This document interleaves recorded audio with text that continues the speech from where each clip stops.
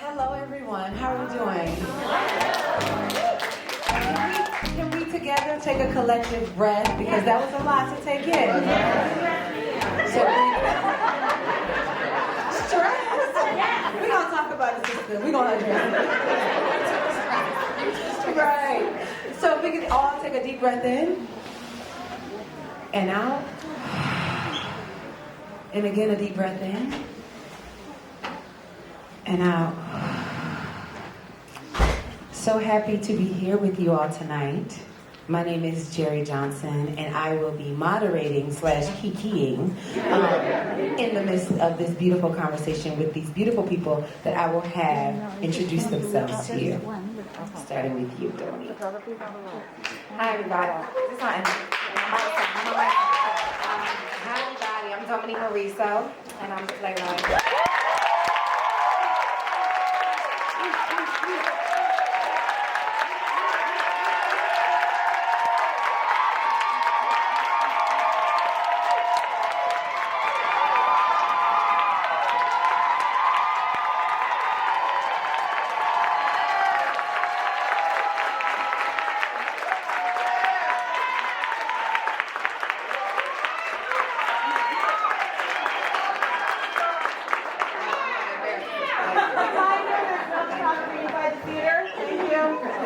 You deserve it. You deserve it.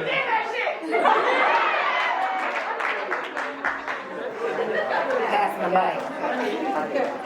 I'm Fabienne Doucet. I'm a professor at NYU.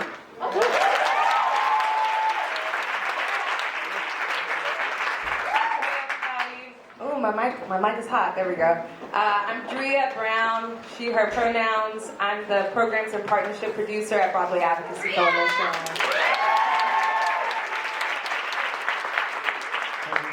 My name is Brandon Michael Nase. Pronouns are he, him. I'm the Executive Director of Broadway for Racial Justice. So,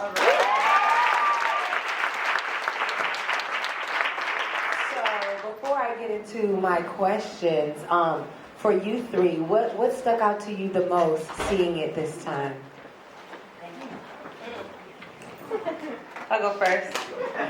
I think it was really interesting to see fan favorites, right? Between Sandra and between Jade. Where the crowd reactions lean towards, where my energy leaned towards, my anger when people clapped at wrong moments. No, that is absolutely incorrect. We should be clapping for Jade in this moment, not for Sandra. And so it's really nice of seeing the audience divide, but also the moments where we all were and amen and together. It was beautiful being a part of Black Theater Night, because I think we went from Methodist to African Methodist.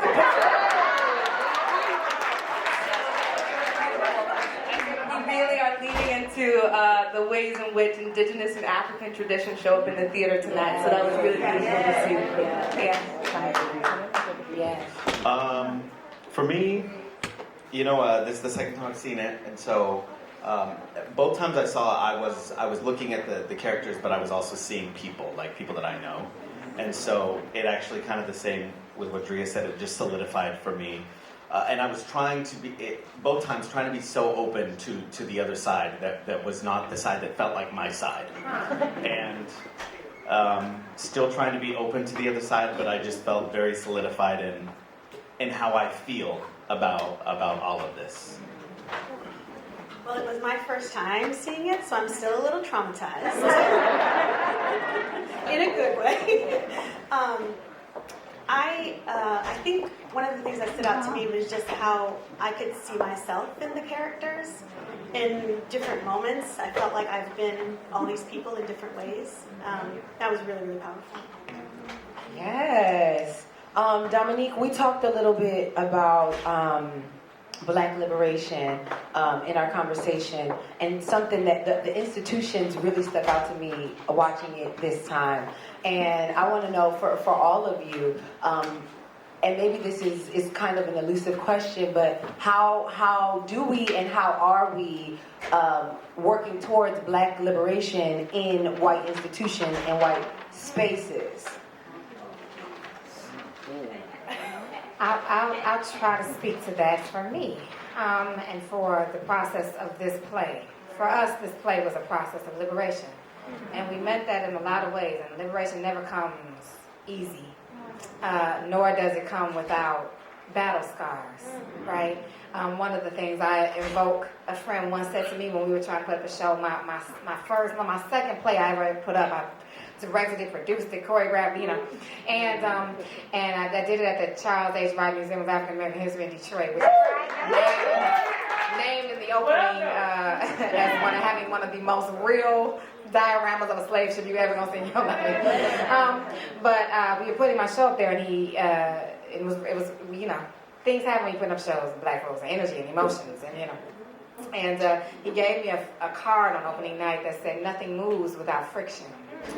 And I've invoked that into every rehearsal process and everything that I do. Nothing moves without friction. That doesn't mean there has to be a trail of dead bodies after everything you do, but that you know that friction is also a necessary when you're creating and when you're trying to build and also when you're trying to dismantle.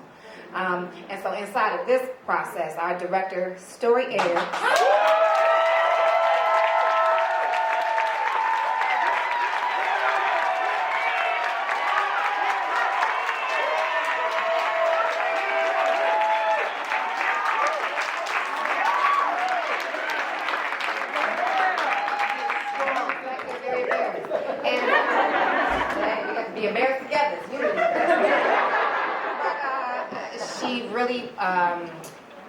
took the mantle to create a new kind of way of doing theater, a do no harm kind of theater, or at least that's what the intention is. Not always the impact, but that's the intention. That's what we set as our intention. If you don't even set the intention, you definitely ain't gonna have that impact. And so what that has meant for us was a 5-day work week, not a 6-day work week. She heralded that.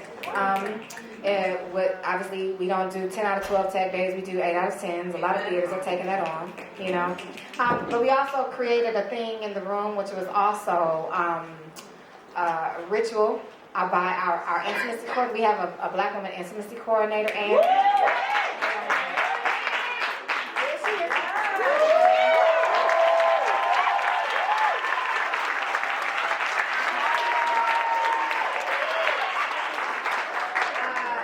to get her in your life. But we started these rituals, these gathering rituals that became ways of centering ourselves as a cast and also taking care of each other.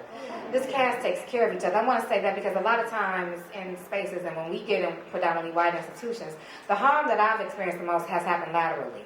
It has happened from black folk to black folk, And I'm not, well, I have thoughts, obviously some of them in the play, about why that happens, but we made a commitment to try to avoid harm toward each other. And if harm happens unconsciously, because unconscious bias happens, how do we address the harm to make sure that we can resolve it and make sure everybody feels safe and prepared to do the work they have to do on the stage? I'm really proud about. That is the way, you really can't disrupt if you're not going to change culture and change, and change how you show up. So she was a model for how we gonna show up differently in this room. Yes.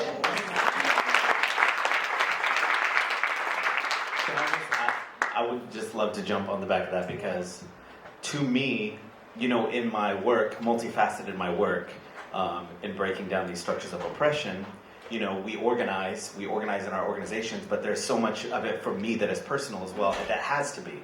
Like, I have to confront the anti-blackness within me, I have to decolonize the way that I think, and so I don't want to walk onto a stage or into a creative process that isn't this, that isn't that, that isn't that, that isn't that. I'm not going, and that is my own personal work. And so for me, when I'm like, what is my actionable step forward? And, when we were talking about this panel, I was like, if we're doing a panel, I want to talk about, like, what are y'all going to do?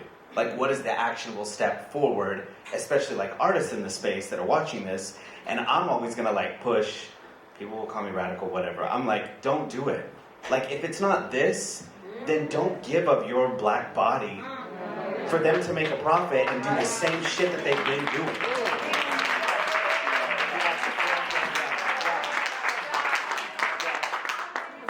I'm going to share, I think for me it's very similar it's about showing up authentically. I just recently became director of a center at NYU. And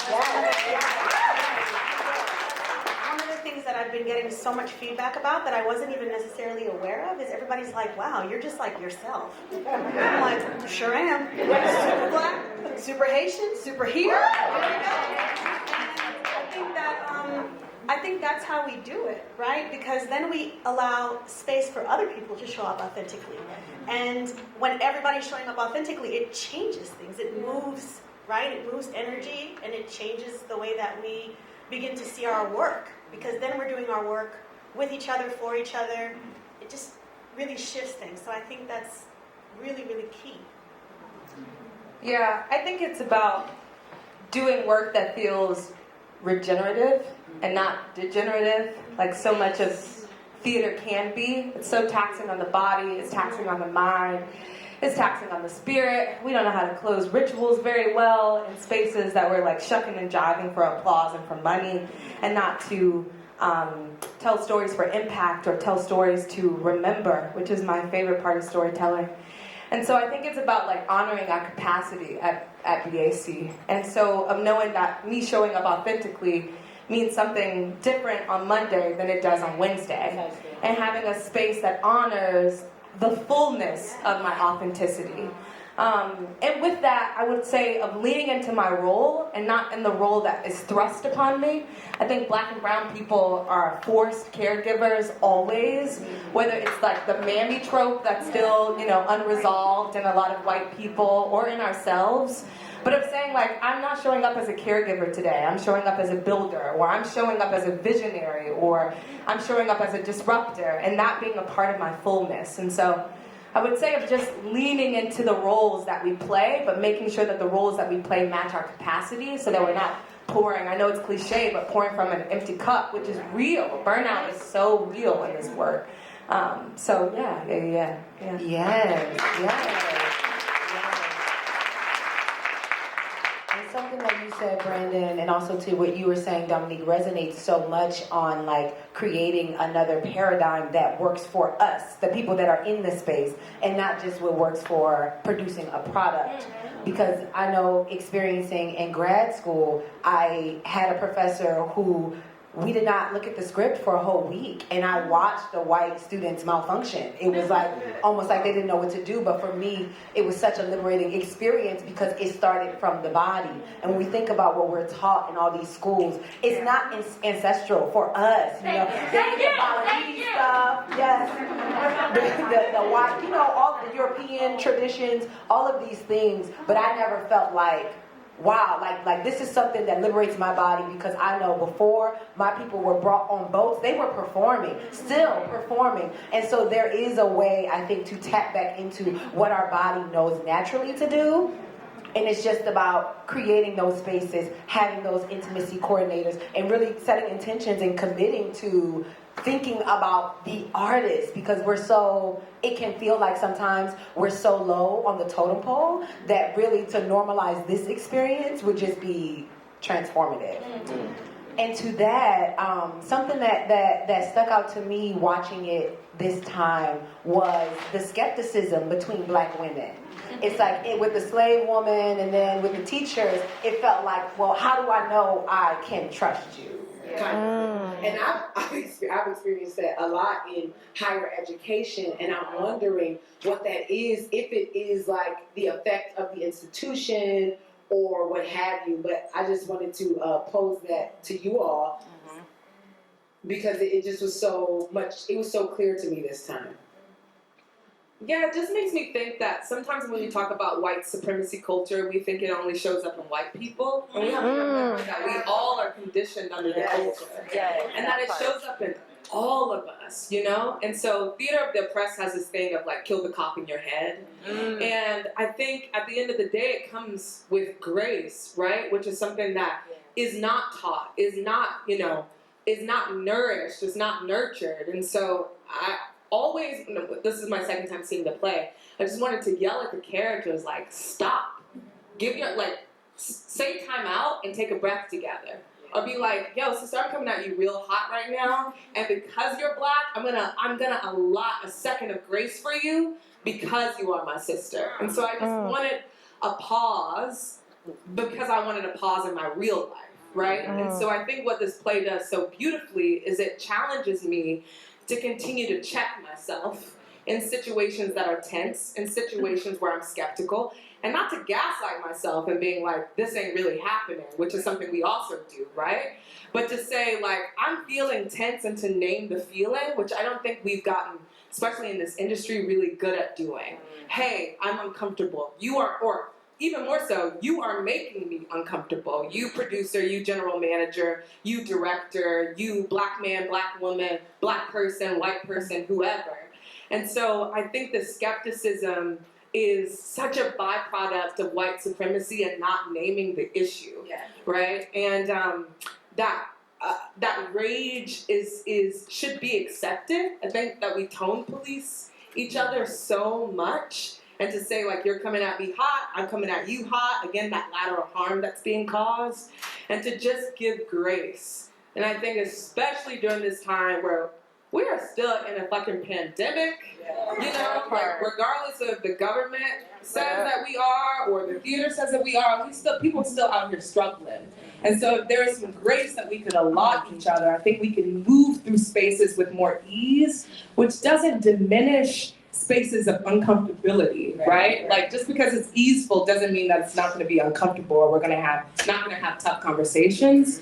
So I'd say the skepticism shows up because we're still, like, operating under white supremacy culture, where conflict is something that is like, ooh, well, I don't want to participate in that, or like, I can't hear you because I'm not breathing, you know. So I would say breath and grace, you know, is missing, and that's like the breeding ground for skepticism.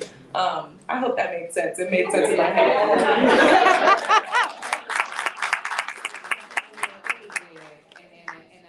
We talked about this when we were debriefing, you know, earlier. And I was saying, you know, there are places, I mean, speaking on grace, there are places in this play, in every scene actually, where a character tells their really true truth. They're really true, like what's underneath the thing. And this is what we talk about, you know, in the room when we're working on it. There's a moment you can stop and take somebody in, but when you have an agenda, you don't. Right? When you're on an agenda, and the agenda is not connecting, then the agenda is being right. Or the agenda is being heard. The agenda is my pain. I got pain. You know, well, I got pain. But I got pain, right? And then we don't hear, oh, you got pain. What's your pain? Right? We don't do that, like, in the spirit of grace. And so, and I've just seen a lot of, you know, there's a lot of action and a lot of activism happening in our field, and I know the burnout is real because we talk about the burnout being real, and it's hard because when you think you're doing something, you are going to fail other people. It's inevitable because you cannot serve everyone at the same time. You know, you cannot serve everybody's expectation of you. You can't. I can't. So part of me getting free in this play was to strip literally myself of expectation. You know, I cannot be all things to anyone really, and if no one's going to give me grace, I'm gonna give it to myself. That's number one. I have to give myself grace. I have to be like, girl, you harming yourself, or like, what, you know. And then if I can give myself grace, if I can get free in myself, I don't, you know, because these two women in the enslaved world have to say, you gonna help me get free, you gonna help me get free, you know. But if you can see the power of freedom in your hands, watching someone get free shows you how to get free. Yes, and it doesn't compromise your freedom. It doesn't compromise your freedom because we think that somebody else's journey is going to interrupt ours. You know, and so for me, I think on the activism journey, there's a lot of calling out of activism over the past few years, not just in theater, in the world. You know, and we're really. I hear a lot of we hard on us, you know. That does not mean holding. I think we talk about in this play. We also talk about what the culture is, you know. Like when Malik is typing while his teacher's talking, I go, that's deadly what he's doing right now, because that means he could be canceling you. Them Twitter fingers, that's not right? And in a life when your digital life matters more than your real one. Come on! Digital murder is murder. Yeah, right. It's murder. You can't make a living if you are digitally dead, right? You know, and so for me, I think in the spirit of grace, I think we get oftentimes accountability and cancellation confused, you know, because we think cancellation equals accountability and it doesn't. Cancellation equals death sentence, right? And I'm not it's a death sentence. Some people believe in a death sentence, you know what I mean? I believe in accountability. I understand the death sentence. I understand it. But I believe in accountability. And I think what stops us from happening is when we are so focused on punishment of each other because we are hurt. I want you to be punished. You need to now know what hurt feels like. Missy Sue finds out what hurt feels like from Sarah. She flips her. Right? You've been touching me. You've been putting your hands all over me without my permission. Let me show you what it feels like. Right? You know? But when that happens and we stop, when the scales of justice in the streets sometimes end up being worse than the scales of justice of the justice system we're trying to fight against. Right? Because at least the pseudo-justice system that we're all trying to dismantle has scale. The justice system in our streets to each other has no scale. This person's crime and this person's crime be equal. The person that said it and the person that did it both die. And I'm like, now the person that say bomb in the airport and the person that take a bomb to the airport can't have the same sentence. You know what I mean? That's just not, that don't feel like fair. Like what, and then, if we give no mercy, if we have a no mercy, then we will be on the other end of that no mercy. It's inevitable. You know? And so I go back to giving. I think I can't do it until I give myself. If I can give myself grace. Then I can give myself freedom and liberation. I can release expectation and being right. Because I am inevitably going to fuck up. But I am also conscious enough to look at my fuck ups and address them and confront them like the woman I am. You know what I mean? And so, but if I felt like and maybe no one else will give me that. But if I don't give it to me, then I'm killing myself. You know, I can't cancel me. You know what I'm saying? So I think that there's, I just think of it because none of these people, they never, when they share personal information, nobody stops. It seems like they're gonna stop, but what they saying is, so about my grade. Right. What they saying is about tenure though. You know, but like what I'm dealing with as a person, you know what I mean? And that's very different than we can have another kind of ecosystem if we can see what it does to each other when we don't stop and take in our humanity for a minute. Just like a humanity moment. I read what you wrote in the Times, Dominique, about you didn't want to write a play necessarily about slavery, but about post-traumatic. Yeah. And then the line that hit me so hard tonight was whenever she says, I'm unraveling and you want me to like, what if I can't ever pull myself back together? And I felt, I leaned even more into, right, that's why I'm here. That's actually why I want to be at your house. And the ideation of like, you know, how far I am removed from slavery and how far my grandparents are or are not. And the fact that they did not get to come to each other, literally. Like they didn't get to go and pick up their sibling when they were on the ground getting beat. And so that feeling of insular, like I have to protect myself, I'm gonna unravel, so I have to, and my generation and generations under mine are like, that's not something that we really do. We're like, I'm on the phone and I'm like, I'm not doing well. Yes. I need you to come over right now. Yes. I'm gonna fall apart.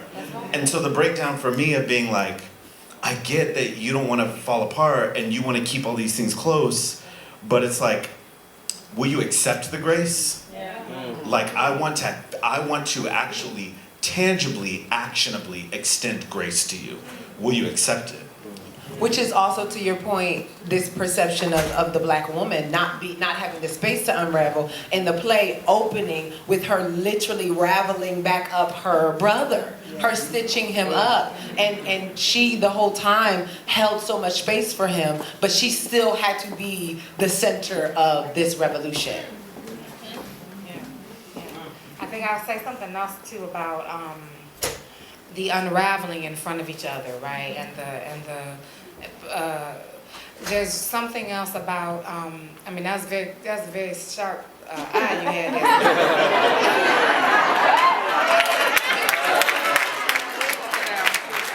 About the threading. But I was going to say something about what you were saying, Brandon, about wanting to show up and wanting to be there for each other. And it's also, we as people forget what love language is, right? Like, we don't all speak each other's love language. We get lost in translation a lot, you know? And when we have no mercy and no grace for each other, when we're fighting underneath a thing, it's because there's this spirit of urgency and of whatever this mantle of success is that we think we're all trying to go after, you know. One of the things that in the New York Times article I had to read, I told you I had to write the journalist back because I didn't feel like I said what I wanted to say on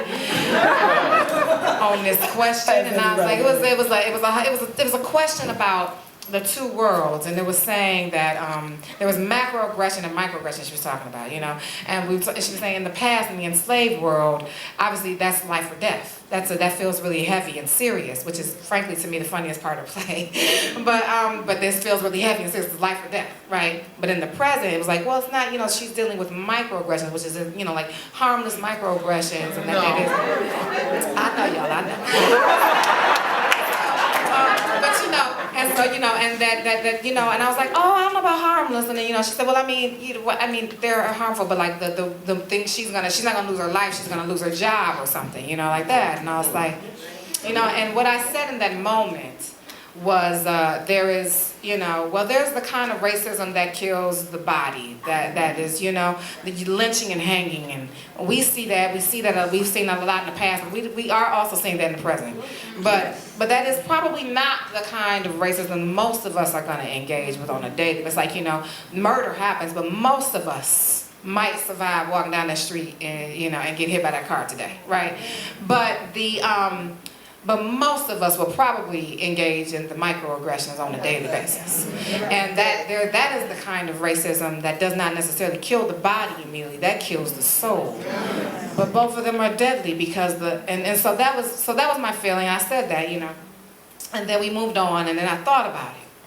And I was like, I gotta call her back. You know, because I have to say something, because if you're saying that, if you're saying microaggressions or harms, even if you're just, oops, I didn't, you know, I misspoke or whatever, you know, but like we see a lot of oops, I misspokes up here, you know, and those oops, I misspokes, they have power and weight, and they echo into the universe, and they create a thing, right? And so I said, you know, the micro always leads to the macro. Microaggression, oops, I misspoke leads to my feelings are hurt, and white people's feelings being hurt is dangerous. Come on! That's just some dangerous shit. To everybody, really. To everybody else. To everybody else. You know, like, what kind of world we live in when your discomfort matters more than my life? You know what I mean? Like, that's crazy. That's critical race theory. I mean, that's crazy. Like, I don't want to be uncomfortable. Let's not teach that in school. You know, you're like, what? You know, I'm listening to songs. You know, my husband Jay Keys did the co-sound design along Craig did the sound design, but Jimmy did the music. We're finding music, and he was finding songs that we're like, wait, what's that song say? I swear to God, that song's on my child's toy right now. Oh, Susanna's on my child's toy. Fuck that toy. You know what I'm saying? So I'm like, what is happening? But when we erase, we don't know the history that lives underneath. And when you talk about the black woman's strength, you know, and this, like, you know, I know we saw that in the scene with the student assistant with Candace. And, you know, it's easy. I mean, white girl, you know, she's going to get a lot of this stuff from, you know, she's going to catch a lot of this heat. You know what I'm saying? But there is something that we talked about in rehearsal, which was, is she wrong? What are you doing? Something's happening. Somebody's getting that from something. And it's kind of what you're saying, Brandon. I'm got to hold it together, and I can't unravel. If I let you do me like that, I'm letting you make me inhuman. I'm letting you do that to me. If I don't say stop, I'm sorry, I'm a human being. You can't talk to me like that. I'm a human being. You know, that actually, I was doing something the other day, and I was trying to give, you know, book Airbnb for somebody, you know, and I told the guy that, you know, hey, I'll call you tomorrow, and we'll make the arrangement happen. And then I didn't call him tomorrow. white guy, German, who I found out later doesn't believe in institutional racism. That's a whole nother conversation. And so I'm talking to him, and I said, yeah, I'll call you tomorrow. And then tomorrow came, and I didn't call him. I was tired as a motherfucker, so I wasn't gonna call him. So the next day he texted me, hey, I'm gonna have to not give you this place if you don't, or I'm gonna have to move it, put it back on the market. I didn't hear from you. And I was like, sir, if you need to do that, please do. Then do it. I said, I'm sorry, I'm a mother and I'm putting up 2 shows back to back and I'm tired and I just didn't feel like calling you. I was tired, But please, if that's gonna hold you up, go get your money, fam, and, do it, And he texted me back and said, I'm sorry, no, please, I still want to do that. I said, I think you do, because it's a good fee I paid, you know what I mean? If I didn't know you were a Nazi, this whole deal would have been dead. But anyway, and so the point is, I'm not going to let you treat me inhumane or make me feel like I was irresponsible or I didn't do what I said I was going to do. Motherfucker, I'm tired and I'm not going to do it. I'm a woman and I'm a mama and I wear that. I'm not like, I'm a mother and I should be having it all together. I'm a mother. My child come number 1. I walk in that door, I'm sorry I forgot to call you back. My son came to the door and saw me and that was it. I was done. And that's it. And so there is something, I guess I'm just saying about the black woman trope. That gets put upon us. But we have to not let it, we have to not ingest it. We have to not take that on. We have to say, sorry, I'm not that strong today. I'm good. You know what I mean? And I do think that's hard for us to do in institutions, in white institutions. I think it's very hard. I think I've had the gift of finding a lot of sisterhood with black women in the academy, and that's the energy that I feed.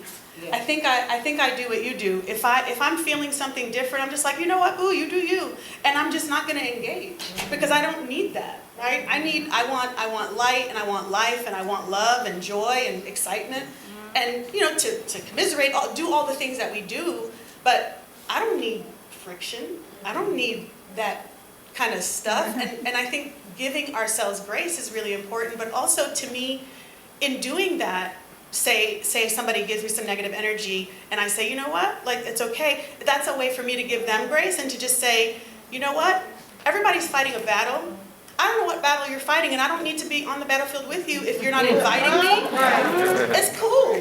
If you want me, I am here, right? I mean, guns blazing, like earrings off. But if you are just doing this, then I'm like, okay, you know what? Just be in that space. And I'm at peace with myself. I'm at peace with myself. I give grace to myself. I give grace to everybody else. That's it. And I think that has allowed me to really benefit from all those moments of sisterhood and solidarity that I have found with colleagues in my institution, outside of my institution, and that I really seek to foster. And I think especially now, like, years into your career, you start to be really protective of that. And so I protect that for my colleagues who are junior and for my students. I protect it fiercely because I think I don't want them to go through what I went through. And, there's also that I was seeing something between the two where a lot of times when there are those generational gaps, there's this idea that, I went through this and so you're gonna have to kind of go through this or whatever. And I'm like, oh, hell no. Are you playing with me? I went through this so you didn't have to. You don't have to sit through that racist person's rant. You don't have to listen to that racist, we're gonna interrupt it right then and there. You don't need to, no. We're not gonna play that. Why would I want that for somebody else? Yes. And to that, we're going to wrap up. We didn't get a chance to get an audience question, but that's okay. Go give ourselves a break.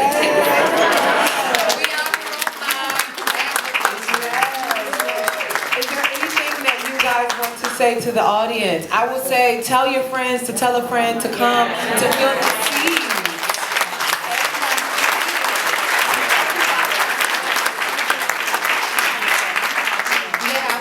Everybody, please check out Dr. Joy DeGroy. She coined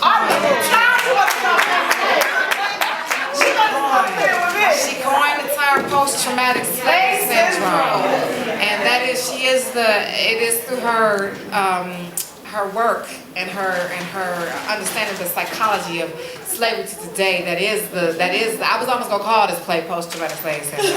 So that was what I was interested in, and she does that work, and it's brilliant work. And so please, if you need one thing to grab and let that lead to other readings, I would say please read Dr. Joy DeGroy or listen to just YouTube her, and you're gonna get your whole life.